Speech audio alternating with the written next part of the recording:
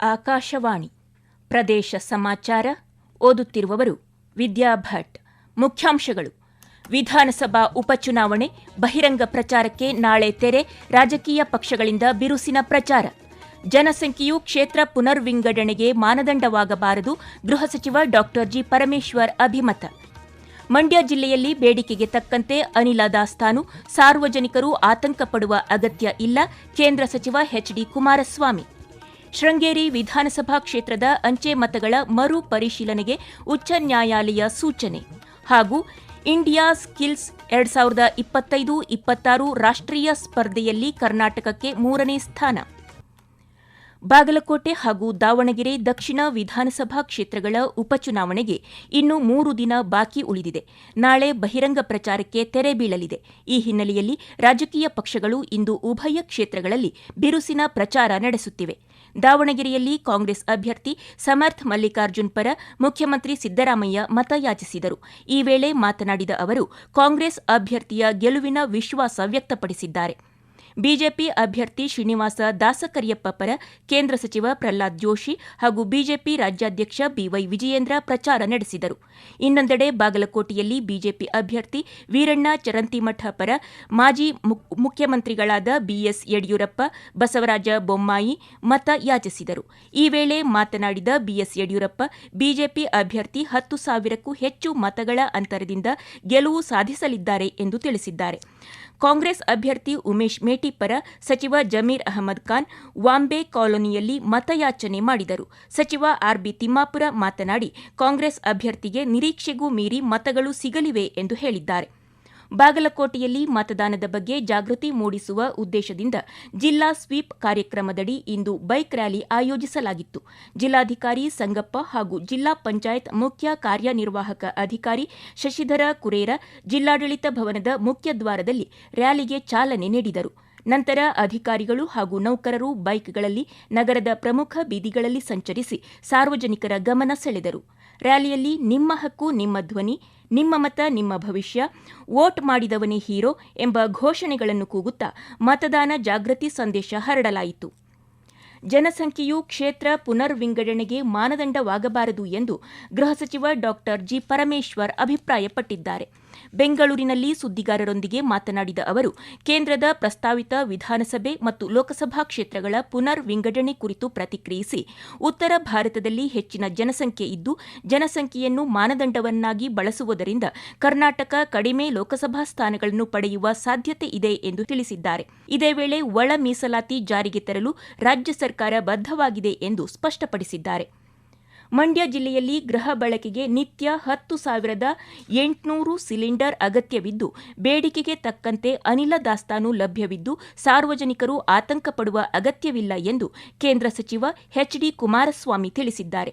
ಮಂಡ್ಯದಲ್ಲಿಂದು ಜಿಲ್ಲಾ ಅಭಿವೃದ್ಧಿ ಸಮನ್ವಯ ಸಮಿತಿ ಸಭೆಯ ಅಧ್ಯಕ್ಷತೆ ವಹಿಸಿ ಮಾತನಾಡಿದ ಅವರು, ಆರ್ಥಿಕವಾಗಿ ಹಿಂದುಳಿದ ಸಾರ್ವಜನಿಕರಿಗೆ ಕೇಂದ್ರ ಹಾಗೂ ರಾಜ್ಯ ಸರ್ಕಾರ ಹಲವು ಯೋಜನೆಗಳನ್ನು ರೂಪಿಸಿದೆ. ಸರ್ಕಾರದ ಕಾರ್ಯಕ್ರಮವನ್ನು ಉದ್ದಿಮೆಯಾಗಿ ಪರಿವರ್ತಿಸಿ ಜಿಲ್ಲೆಯಲ್ಲಿ ನಿರುದ್ಯೋಗ ಕಡಿಮೆ ಮಾಡುವಂತೆ ಅಧಿಕಾರಿಗಳಿಗೆ ಸೂಚಿಸಿದ್ದಾರೆ. ಚಿಕ್ಕಮಗಳೂರು ಜಿಲ್ಲೆಯ ಶೃಂಗೇರಿ ವಿಧಾನಸಭಾ ಕ್ಷೇತ್ರದ ಅಂಚೆ ಮತಗಳ ಮರು ಎಣಿಕೆಗೆ ಉಚ್ಚ ನ್ಯಾಯಾಲಯ ಇಂದು ಆದೇಶ ನೀಡಿದೆ. 2023ರಲ್ಲಿ ನಡೆದ ವಿಧಾನಸಭಾ ಕ್ಷೇತ್ರಗಳ ಚುನಾವಣೆಯಲ್ಲಿ ಕಾಂಗ್ರೆಸ್ ಪಕ್ಷದ ಅಭ್ಯರ್ಥಿ ಟಿಡಿ ರಾಜೇಗೌಡ 59,171 ಮತಗಳನ್ನು ಪಡೆದು ಗೆಲುವು ಸಾಧಿಸಿದ್ದರು. ಬಿಜೆಪಿ ಅಭ್ಯರ್ಥಿ ಡಿಎನ್ ಜೀವರಾಜ್ 58,970 ಒಟ್ಟು ಮತಗಳನ್ನು ಪಡೆದು 201 ಮತಗಳ ಅಂತರದಿಂದ ಸೋಲು ಕಂಡಿದ್ದರು. ಪರಾಜಿತ ಅಭ್ಯರ್ಥಿ ಡಿಎನ್ ಜೀವರಾಜ್, ಅಂಚೆ ಮತ ಎಣಿಕೆಯಲ್ಲಿ ಅಧಿಕಾರಿಗಳು ಲೋಪ ಎಸಗಿದ್ದಾರೆ, ರಾಜೇಗೌಡ ಅವರ ಆಯ್ಕೆಯನ್ನು ಅಸಿಂಧುಗೊಳಿಸಬೇಕು ಹಾಗೂ ಮರು ಮತ ಎಣಿಕೆ ನಡೆಸಬೇಕೆಂದು ನ್ಯಾಯಾಲಯದ ಮೆಟ್ಟಿಲೇರಿದ್ದರು. ವಾದ ಪ್ರತಿವಾದ ಆಲಿಸಿದ ನ್ಯಾಯಾಲಯವು ಅಂಚೆ ಮತಗಳ ಮರು ಎಣಿಕೆಗೆ ಆದೇಶ ನೀಡಿದೆ. ಪ್ರದೇಶ ಸಮಾಚಾರ ಕೇಳುತ್ತಿದ್ದೀರಿ. ನಮ್ಮ ಎಲ್ಲಾ ರಾಷ್ಟ್ರೀಯ ವಾರ್ತೆಗಳು ಹಾಗೂ ಪ್ರದೇಶ ಸಮಾಚಾರ ಈಗ ಆಕಾಶವಾಣಿ ನ್ಯೂಸ್ ಕನ್ನಡ ಯೂಟ್ಯೂಬ್ ಚಾನೆಲ್ನಲ್ಲಿ ಲಭ್ಯ. ನಮ್ಮ ಎಕ್ಸ್ ಖಾತೆ ಮತ್ತು ಇನ್ಸ್ಟಾಗ್ರಾಂ ಖಾತೆ ಆಕಾಶವಾಣಿ ನ್ಯೂಸ್ ಕನ್ನಡ. ಹೆಚ್ಚಿನ ಮಾಹಿತಿಗಾಗಿ ನಮ್ಮ ಫೇಸ್ಬುಕ್ ಖಾತೆ ಆಕಾಶವಾಣಿ ವಾರ್ತೆ ಕನ್ನಡವನ್ನು ಅನುಸರಿಸಿ. ಮಾಹಿತಿಯ ಹೂರಣ, ವಾರದ ಕಾರ್ಯಕ್ರಮ ಪ್ರಚಲಿತ ವಿದ್ಯಮಾನ ಪ್ರತಿ ಬುಧವಾರ 9:15ಕ್ಕೆ. ಕೌಶಲ್ಯ ಕ್ಷೇತ್ರದಲ್ಲಿ ರಾಜ್ಯ ದೇಶದಲ್ಲಿ ಮುಂಚೂಣಿಯತ್ತ ಸಾಗುತ್ತಿದೆ. ಗ್ರೇಟರ್ ನೋಯ್ಡಾದ ಇಂಡಿಯಾ ಎಕ್ಸ್ಪೋ ಮಾರ್ಟ್ನಲ್ಲಿ ನಡೆದ ಇಂಡಿಯಾ ಸ್ಕಿಲ್ಸ್ 2025-26 ರಾಷ್ಟ್ರೀಯ ಸ್ಪರ್ಧೆಯಲ್ಲಿ ಕರ್ನಾಟಕ 3ನೇ ಸ್ಥಾನ ಪಡೆದುಕೊಂಡಿದೆ. 32 ಕೌಶಲ್ಯ ವಿಭಾಗದಲ್ಲಿ ನಡೆದ ಸ್ಪರ್ಧೆಯಲ್ಲಿ 48 ಮಂದಿ ಭಾಗವಹಿಸಿದ್ದರು. ಒಟ್ಟು 29 ವಿಭಾಗಗಳಲ್ಲಿ ಕರ್ನಾಟಕ ತನ್ನ ಪಾರಮ್ಯ ಮೆರೆದಿದೆ.